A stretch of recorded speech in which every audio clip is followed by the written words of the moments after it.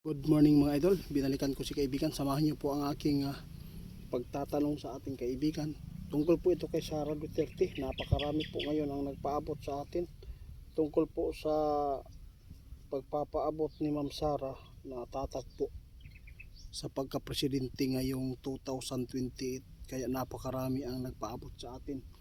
Kung 100% po ba itong mananalo. Kaya itatanong po natin kay kaibigan. Kaibigan, bumalik talaga ako sa lugar mo dito sa punso mo para malaman natin kung ano ba ang impormasyon na may ihatid po natin sa ating mga subscriber, kasi nagpaabot po sila, kasi nag-declare na nagpaabot na si Sara Duterte sa kanyang sarili na tatakbo sa pagka-presidente ngayong 2020.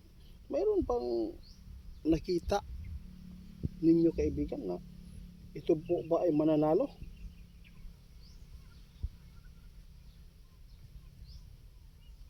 Nako guys, ito po ang sinabi ng ating kaibigan. Alam po daw ninyo mga idol, 90% lang ang nakita ng ating kaibigan ngayon na mananalo si BP Sara Duterte. Bakit po kaibigan? Anong dahilan? Oo nga, pag sinabing 100% sigurado, no, maganda po ang kanyang patutunguhan. Pero bakit nasabi po nyo 90% lang? Hindi po nyo naibigay 100? Ay tama. Guys, kaya nasabi ng ating kaibigan 90%. Hindi po niya sinabi na 100% dahil po sa dami po ngayon na plano ng mga kalaban na ito po ang magawa nila kaya BP tungkol po sa mga impeachment. Hindi pa natin alam mga idol kung ano po ang mangyayari dito dahil pinaplanuhan talaga si Sara Duterte. Alam po ba ninyo mga kaibigan, ang sinapit ni Ma'am Sara, grabe po ang mga impeachment po na inihain, di ba? Mayroon pang plunder sabi ng ating kaibigan. Kaya natatakot si kaibigan kung talagang kung sino po ang tumapat sa kanya. Sabi ng ating kaibigan, no?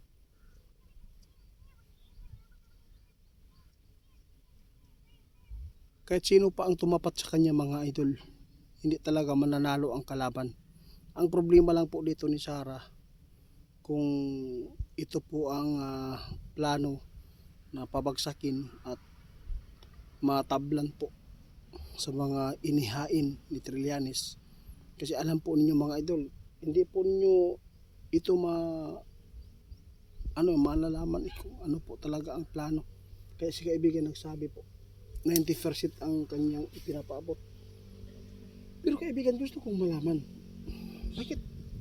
bakit po ba nasabi ninyo na si Sara Duterte ay 90% lang? Nakita mo ba talaga na delikado pa rin po ang kanyang buhay ngayon? Huh?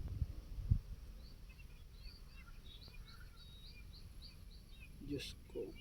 Guys, sabi ng ating kaibigan, sinabi po niya dito, alam po kung hindi mag-ingat si Ma'am Sara, kung hindi siya makukuha sa impeachment, kailangan talaga mag-ingat po ang kanyang buhay, sabi ng ating kaibigan. Kasi grabe po, alam po niyo mga idol, kung si Sara ang mananalo sa 2028, sigurado papayat ang mga taong naglugmok sa kanyang tatay, papayat sa takot, hindi makakatulog.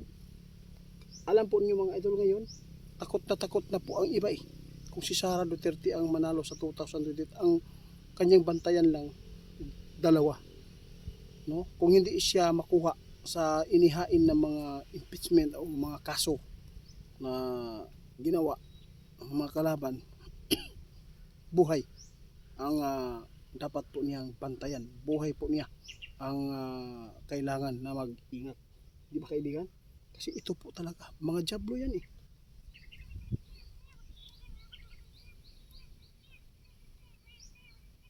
Diyos ko. Mga idol, sa totoo lang, kung sa butuhan 100%, pero kung talagang makapagtakbo si Sara, sigurado murag 90% yun, no?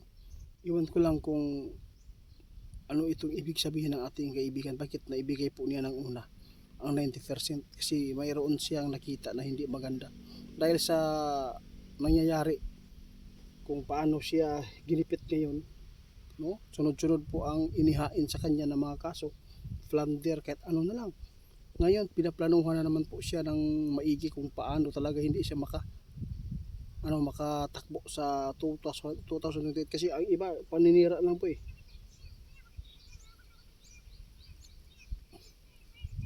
Hindi yan papayag ng mga kalaban, mga idol, na makaupo talaga si Sara sa pagka-presidente. Dahil po napakarami po talaga ang mananagot dito sa ginawa po nila sa kanyang tatay. Sigurado gulo pa rin guys, no? Gulo pa rin ito pagtakbo o paglingkod ni Sara sa 2028. Kung sakali pala rin siya o makatakbo siya sa pagka-presidente, posible mayroon pa rin kaguluhan na mangyayari, pero may pagbabago daw. Kahit mayroon mang kaguluhan, dahil po ay yung kung ano sa kanya, yung naggipit, yun po talaga ang siguradong mananagot. Isa po dito si Trillanes de Lima, at saka lahat po ng mga isa po dito si Bongbong. Siguradong sa kulungan sila bagsak. Si kaibigan nagpaabot, salamat kaibigan, na ito po ang ipinapaabot. Ang ibig sabihin pala ng ating kaibigan, mga idol, ang ibig sabihin niya yung 90% pala kung makatakbo ba siya, dahil po delikado ang buhay niya, delikado siya sa mga ginawang inihain sa kanya na gawa-gawa lang. Pasensya na po mga idol, si kaibigan mismo ang nagpayag.